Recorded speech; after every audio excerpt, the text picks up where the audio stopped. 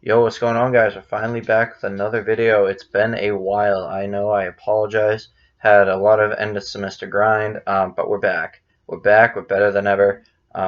Played a Monday night slate last night. Was trying to get the video out, but by the time I finished the video, it was like 5 o'clock already.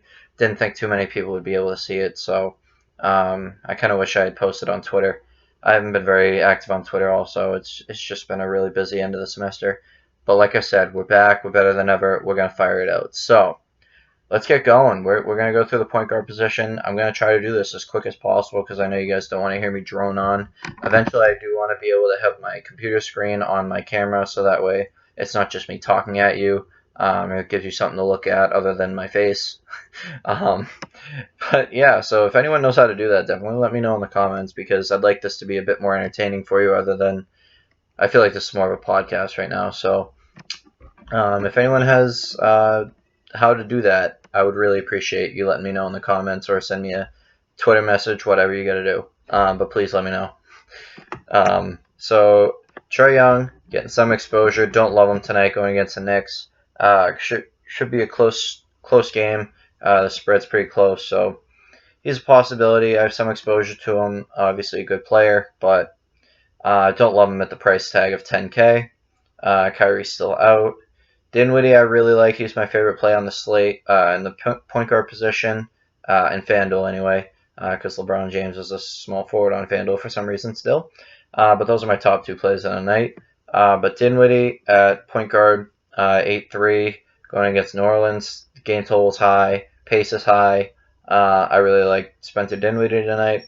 Hopefully he crashes the boards a bit more because I feel like he's been lacking in that category lately. But I do like Spencer Dinwiddie to score, to assist, do some good stuff today. Rubio is a guy who should have some exposure depending on if Devin Booker plays. Rubio's usage rate goes up a lot when Booker's not in. In his minutes, he got a triple-double when Booker didn't play against Portland yesterday. So he scored 42 fantasy points. So Rubio definitely a guy that you could get some exposure to if you wanted to stack him with Oubre if Booker didn't play. Excuse me. If Booker doesn't play, those two would definitely be a good stack.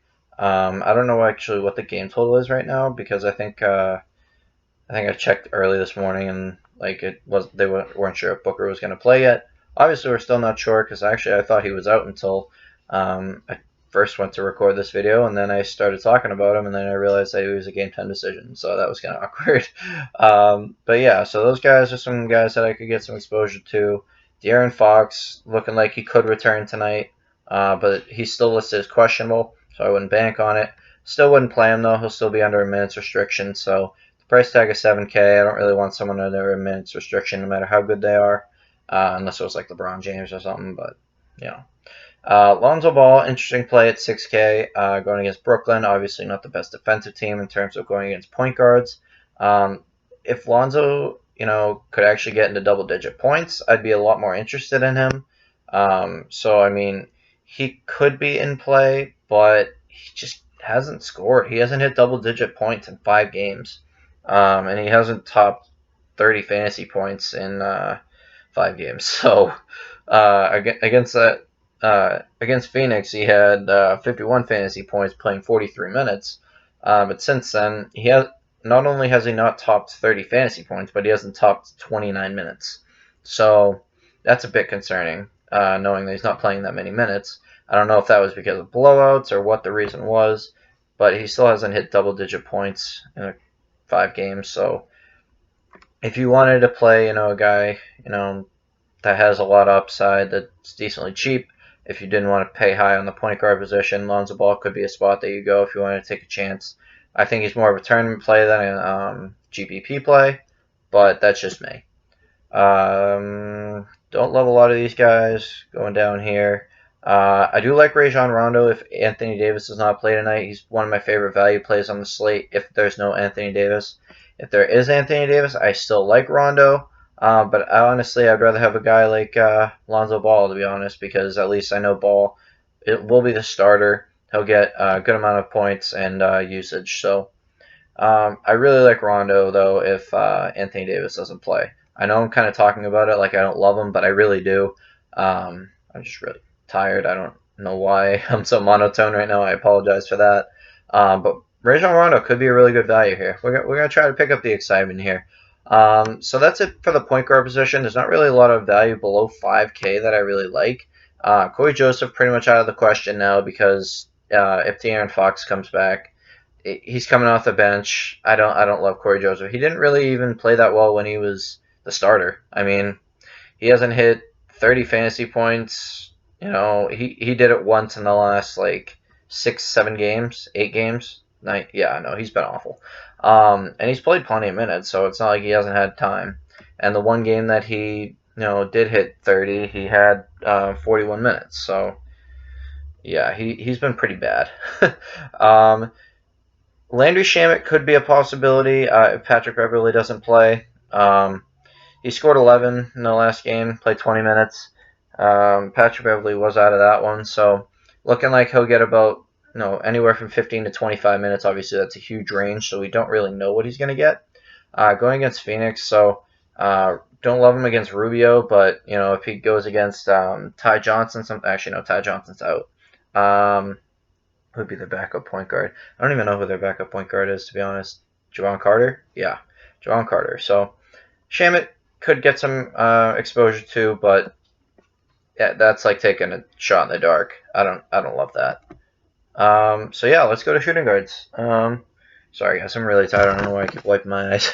Donovan Mitchell, price at 8.7. Don't love him. With Conley coming back, his usage rate's going to go down a bit. He is a high floor player though, so I mean, if you felt really good about the rest of your lineup and you just wanted to throw him in there because why not? Well, he's a high floor player, so I don't love him, but I could see why you play him. My favorite shooting guard play probably is Jrue Holiday. It should be, like I said, that Brooklyn New Orleans game is a high game total, close spread. Should be a really good one for starters. Jrue Holiday is going to be one of those guys that has a high usage rate tonight, and I really like him in terms of his scoring ability, and even his assist ability has been pretty good lately. 18 assists in the last 2 games, and he's been hitting the boards decently well. 10 rebounds in the last 2 games. So obviously that game against Orlando, he played 40 minutes, so that was awesome. But he's been over 35 fantasy points in his last 4 games, and then 4 of his last 5. So I really like Jrue Holiday tonight. Devontae Graham's an interesting play. I don't have him personally in my lineup. I'll have him in some exposure to some lineups when I make a couple more. But Devontae Graham definitely is an intriguing play. I don't think he has the ceiling that Jrue Holiday has tonight, just in terms of game pace and game total.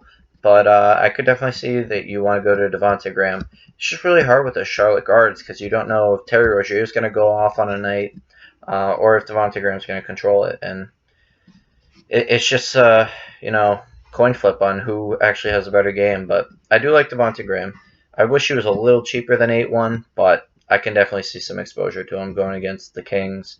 Buddy Hield does not play defense, so. Devin Booker, like I said, game time decision.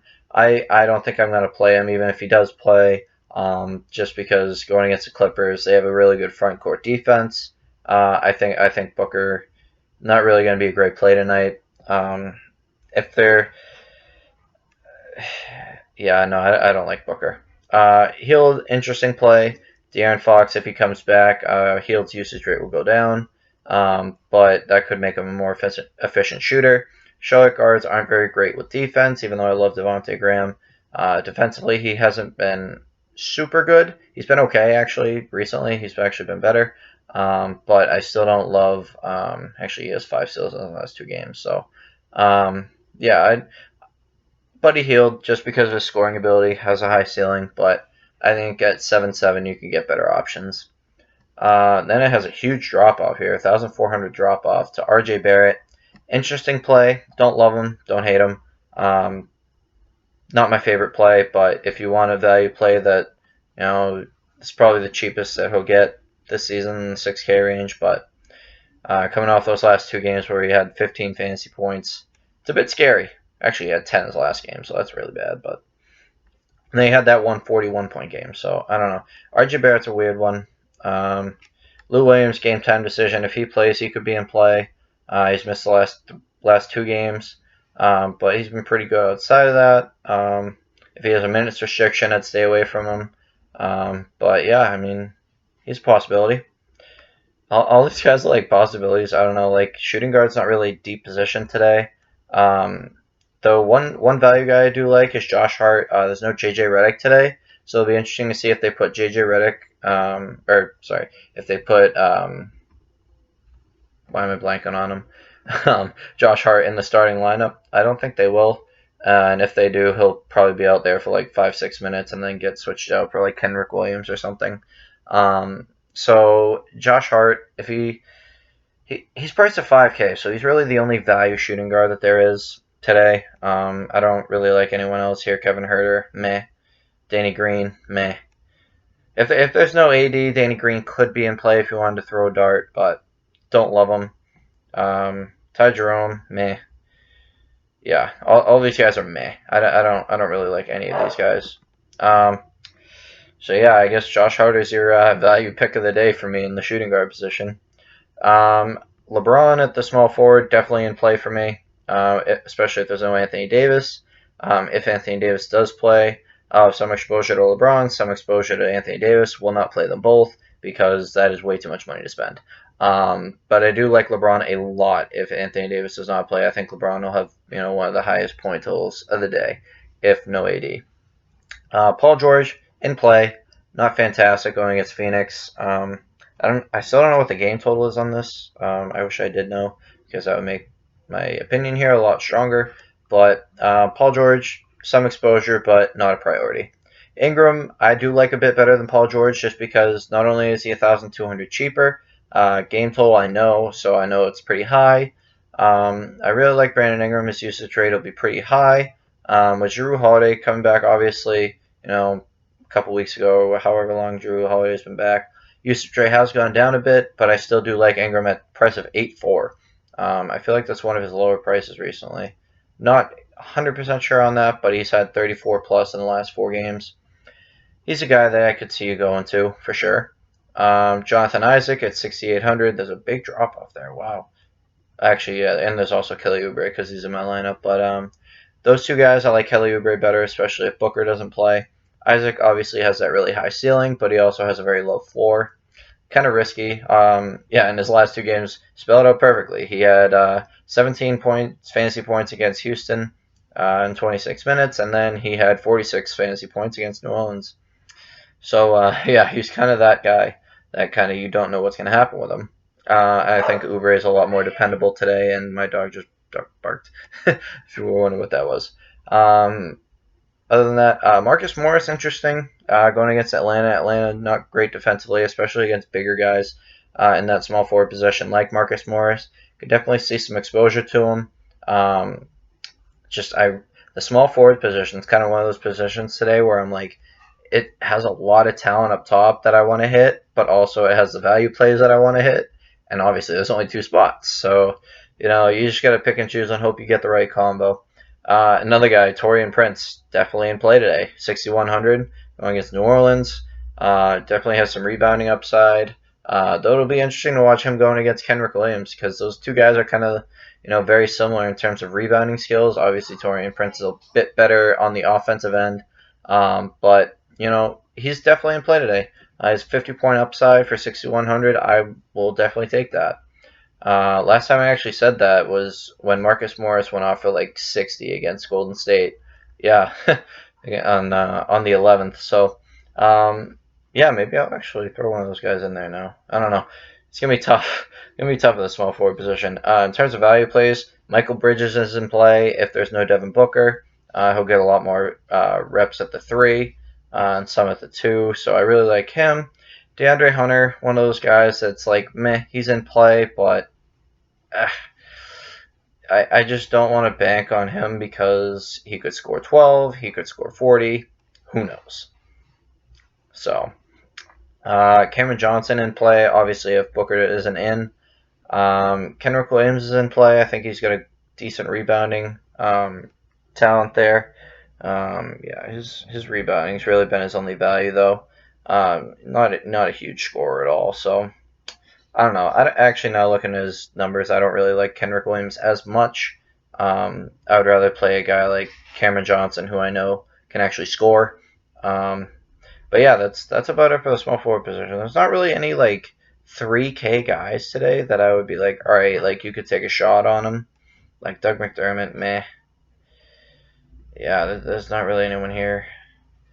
I guess Kid Gilchrist is a possibility just because no PJ Washington, but he's still a big shot in the dark. I mean, he had 25 against Brooklyn on the 11th, but other than that, he's been below 15. So yeah, I mean, if you wanted to take a really deep shot, you could go Kid Gilchrist or actually he's in the power forward position, but I was gonna say Marvin Williams, but. Obviously, Anthony Davis, still game time decision. I was just seeing if there's any new news on him. There is not. There's also no Kuzma today. So, actually, if Anthony Davis does play, he's an intriguing play. Though you always have to worry about him going back to the locker room if he hurts something. So, I'm not going to play him personally a lot.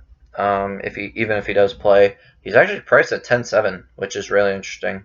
I think it's because of his injury tag. But that's one of the lowest prices I've actually seen Anthony Davis all year. Yeah, wow, okay. Anthony Davis is in play if he plays, so that's a guy I like. Kawhi Leonard, meh, okay, not great. Yeah, I mean, going against the Suns, they have really good bigs. Kawhi's obviously a huge slasher guy, so I mean, if he can get in there, he can definitely do pretty good tonight at a 10K price tag. I think there are better plays though. Sabonis, meh. If Anthony Davis plays, I would stay away from Sabonis. But otherwise, he could be intriguing if Anthony Davis does not play. Damn it, I'm back to that monotone again. I'm sorry, guys. Holy crap. I don't know why I'm so tired. Julius Randle, interesting play here, actually, going against Atlanta. Atlanta's bigs, not good defensively at all. Julius Randle's been pretty stable in minutes, 36, 30, 38, 35. Been scoring pretty good. Rebounds have been up there. Assists, meh, they're fine. The only thing that I'm concerned with is no blocks. No blocks in his past 6, 7, 8. He has no blocks this year. He hasn't had a block since November 18th. That's a bit concerning. Yeah, I mean, it's the blocks, they're just not there, but the scoring, the rebounding, they're there. So I do like Julius Randle. I don't think he'll be like a 50 guy, but he could be like a. Actually, yeah, he could hit 50. I don't think he'll hit 60 is what I was going to go with, but 50 came out of my mouth. So Jared Allen, Marvin Bagley, both those guys are in play. Marvin Bagley, actually, his usage went up a lot last game. I think they're still trying to get him into that offense. Still hasn't topped 23 minutes yet, but I think if a report comes out that he's either going to be put in the starting spot or get taken off a minutes restriction, I don't actually know if he's on one technically, but I think Bagley is definitely an intriguing play. And then Jared Allen going against New Orleans, huge blocking upside here. And this is a guy that can get 4 or 5 blocks in a game. So Jared Allen definitely in play. Between those two guys, honestly, if you wanted to take a value shot on both of them, because they're both priced at 6,500, which is not that high in terms of their talent. So I like both of those guys. But if I were to choose one over the other, it would have to be Jared Allen for right now, just because of we don't know if Marvin Bagley is going to be taken off minutes restriction or whatever he's on, or if he'll play high 20s. If Marvin Bagley plays high 20s, low 30s, give me some Bagley over Jared Allen for sure. Favors, intriguing, but still, we don't know what his minutes are looking like here. He still hasn't topped 20 minutes since he's been back. I know it's only been 2 games, but I think they're still trying to ease him in. And then starting to go down a little bit. Frank Kaminsky still in play. And then Dario Saric is still in play. So those are 2 kind of good value guys. Again, I don't know what actually is going on with Ayton here. I'm actually going to take a look at him now. Oh, actually, there's some breaking news on Zion. Ooh, Zion Williamson was shooting around, so that's interesting. He might be back soon. But yeah, so Saric, Kaminsky, if there's no Ayton. But I actually don't know if there's going to be an Ayton. All right, well, let's take a look. Ayton is eligible to return today, so there's no news about whether he's actually going to play or not. I would think he would play. If he plays, that really hurts guys like Kaminsky and Saric because they'll play less minutes. Saric's honestly been really, really good, which would make me really sad if they, cut his minutes a lot because he's been playing really, really well this season, and his price tag has not gone up at all. Like he's still at 5,400. I mean, the guy's been scoring like what 40. All right, last game we got 27. Then he had a 43, a 20, a 34, 33. That's not 5-4 numbers. He's getting mid 30s on an average. That Aiton is going to kill me if he comes back today. Man. But yeah, so I still have some exposure to them, though, coming off the bench. I think they're still good options. Centers, Rudy Gobert in play. Obviously, he's the top center on the slate. Obviously in play. I think there's better options, but he's definitely in play. Going against Vucevic, who I think actually is probably the better choice out of the two, just because he's cheaper by 700. And I think Vucevic just has more volume in the offense. I think Gobert, more relies on offensive rebounds and blocks. And going against Vucevic, I don't think he gets the blocks that, he can sometimes get. Montrezl Harrell, price at 8K. Don't love the price on him personally, so I'm going to stay off of him. Aiton, just because he's coming back from that, suspension, I think, meh. I think he could get better value somewhere else because we don't know if he's going to be on a minutes restriction. Miles Robinson, meh. Or Mitchell Robinson, why did I say Miles? Meh. I'm a big meh on him. He's one of those guys that could get into foul trouble in the first quarter and then only play like 20 minutes, so he's a meh. And then going down for value, DeAndre Jordan in play just because Jared Allen actually hasn't been great in the past couple games here. So if DeAndre Jordan gets more run, I could definitely see him getting a lot of rebounds going against New Orleans today. But he's more of he's better than a dart throw, but he's not a great play. He's like an average play.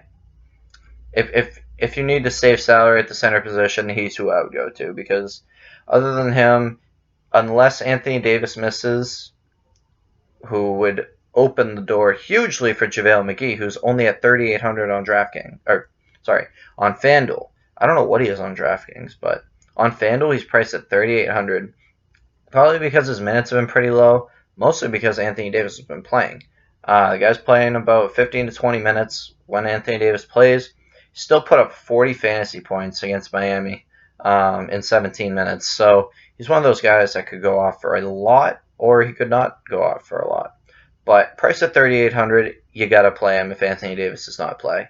Like, this is the value of the slate right here. I forgot how low he was priced. This is the value of the slate right here, JaVale McGee, if Anthony Davis does not play. Because he will start. He will play at least 20 to 25 minutes. And I could see him getting upwards of 30 if he's having a good game. So he could be one guy that could absolutely smash the slate. This is my smash play of the day right here. Him and Rajon Rondo are probably my two favorite value plays. But yeah, I mean that's the rundown of the slate, guys. So I'll go over my lineup that I have really quick, and you guys can tail it if you'd like. I mean, you stuck around for 23 minutes, or you just fast forwarded to 23 minutes. If so, you got lucky. But if you stuck around for the 23 minutes, I really appreciate it. I'm going on 24 now.